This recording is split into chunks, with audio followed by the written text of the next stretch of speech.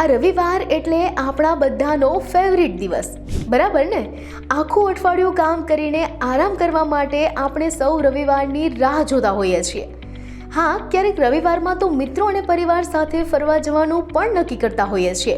એમાં પણ આપણું ચાલે તો 12 માસ રજા જ રાખીએ. પણ શું તમે ક્યારે વિચાર્યું છે કે રજા માટે સોમવાર, મંગળવાર કે પછી બીજા દિવસ કેમ નહીં, રવિવાર જ કેમ? હા, તો આજના આ નોલેજ કોર્નર પર હું જાહ્નવી નિમાવત તમને રવિવારની રજા પાછળના રાઝ વિશે કહું.